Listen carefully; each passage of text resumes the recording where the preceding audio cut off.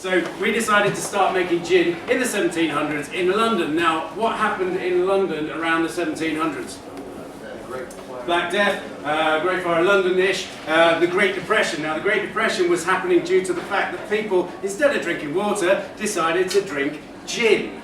Now, it's not this stuff that we're drinking today. They were making their own gin, they were bootlegging it, they were putting in loads and loads of sulfuric acid because that kind of stabilizes it. Brilliant. Then they put in loads of sugar because sulfuric acid tastes like gank. So basically they were then drinking this stuff. Obviously it's not good for you, it's killing you. Has anyone seen the picture of Gin Alley? Google it. Gin Alley, don't Google it now, but Google it when you get out of it. Gin Alley and Beer Lane. Absolutely fantastic picture of people, like there's a woman chucking a baby off a bridge because she's so drunk. Everybody was leathered. Basically that then led to depression. Now who thinks that gin makes you cry?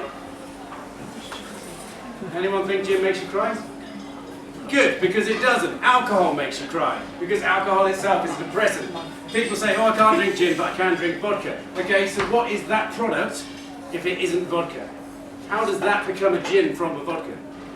Basically, you take an agricultural product, you ferment it, you distill it, you've got a vodka. But there's one major difference between a vodka and a gin. What is that flavour? Botanicals, thank you very much. Okay, so this is the difference between all these beautiful gins. Okay, so I will talk about Tanqueray and I will talk about Gordon's very quickly first because they're our babies. Right, so Tanqueray only uses 4 botanicals. Why does Tanqueray use 4 botanicals, but old Bombay Sapphire here use 10? Why? Yeah, flavour, different flavour profiles. So we decided that Tanqueray, with the state of the gin that it is, we would only use 4 different botanicals. This is in the 1830s. Now he had a monopoly on the best botanicals in the world, which is why this gin still wins the IWSC time and time and time again. Okay, the thing that we want to kind of get across is you guys all stop this and this, yeah? Some of you have the full range, some of you just stop Gordon's and Bombay. Now the big problem here is 2 different styles of gin.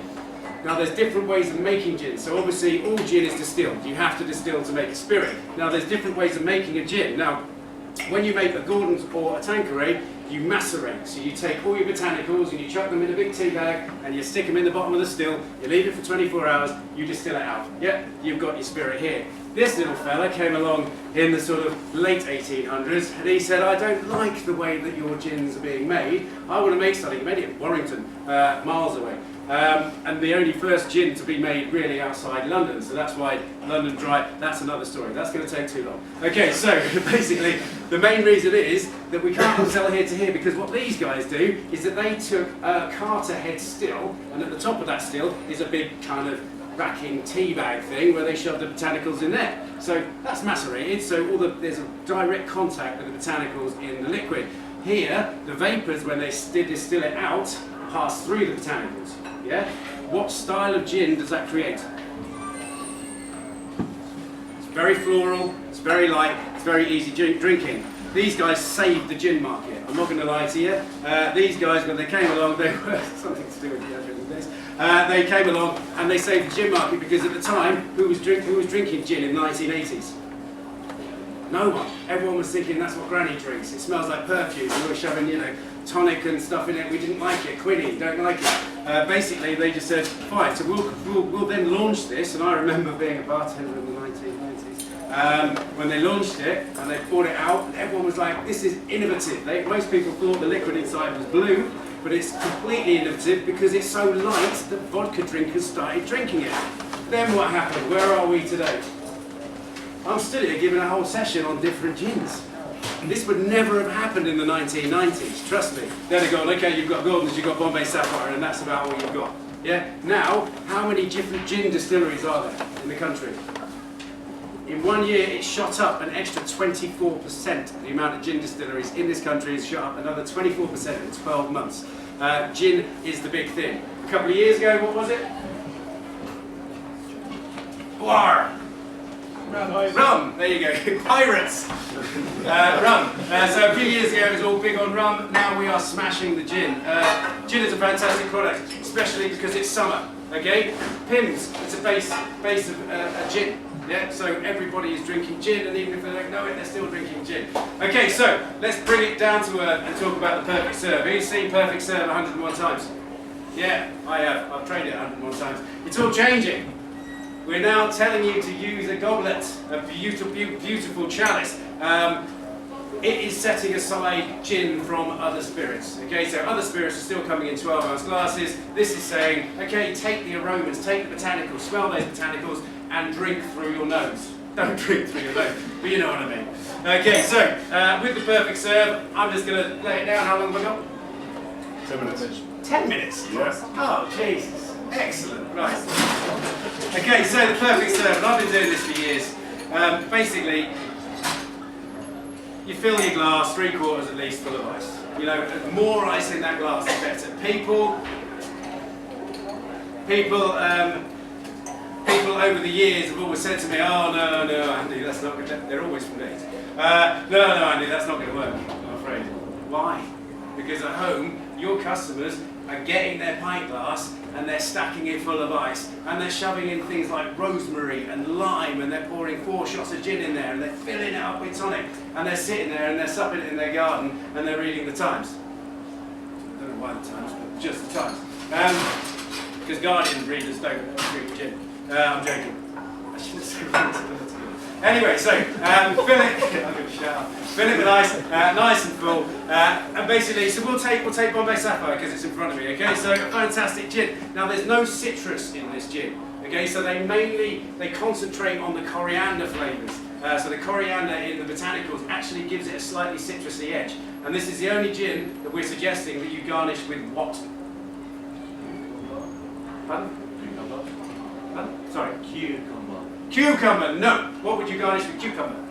Hendrick's. Okay, this one, it has no citrus in the actual botanicals, so we're saying garnish it with lemon. Bring out a little bit of lemon flavours, because all of these other gins have got kind of a citrusy edge to it, so we don't want to accentuate that with these gins. What we want to do is kind of put it into the Bombay. Bombay Sapphire is known and loved by hundreds and hundreds of your customers, I'm sure, but they might not know these other gins, so they get a little bit confused. So we'll talk about the other gins as well. Especially Hendrick's, because Hendrick's is one of the world's favourite gins at the moment. Why? Because of the little green cucumber. Okay, so what we're going to do is we're then going to use Fever Tree tonic. While we're using Fever Tree and not Schweppes or Britvic.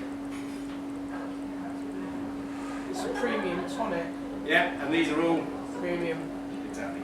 Okay, this is the point where we have to kind of ask a question. So when you're making the perfect serve, don't ask about ice. You don't need to ask about ice. If you put loads of ice in the glass and the customer sees you put loads of ice in the glass and they don't want you to put loads of ice in the glass, what are they going to do? And they'll do it as rude as possible. Every time. Oh no, I don't want that much ice in to steal from this. So at this point, if you put that much ice in and they say, no, I don't want that much ice, fine, stick it back in the ice bowl. You don't need to have that. You don't need to have any ice if you don't want to. You're the customer, you're always right. But as a standard, we fill this glass with ice. Now with this tonic, we can't just put all that tonic in there because they might want to use it for 2 drinks, and it's an expensive product, so they're paying more than they're paying for Schweppes or they're paying for Britvic. So basically, we want to kind of get as much of that in there as possible without them realising that we're trying to sell them another one of these when they order the next gin and tonic. So, how do we do it? Those of you that have been at the perfect serve before, start nodding. All in. Yeah, they can't help it.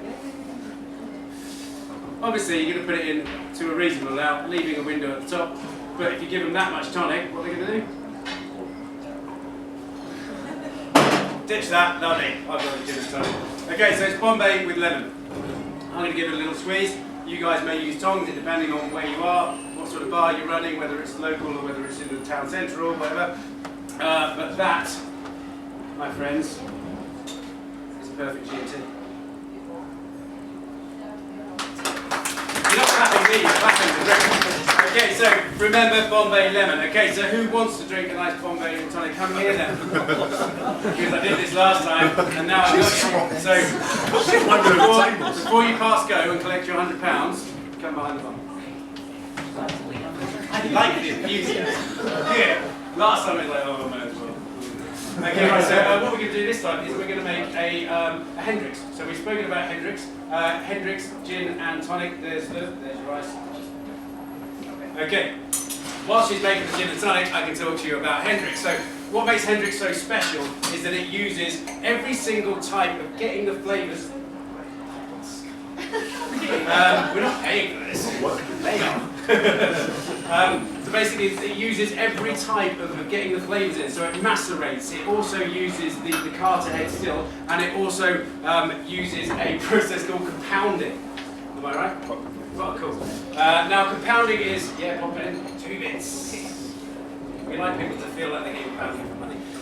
So they use a process called compounding, where they actually take the botanicals and they squeeze out all the juices and all the flavourings, and they shove it basically into a syringe, and then on the last stage of distillation, just before they bottle it, they squeeze this flavour in. No, it's all right.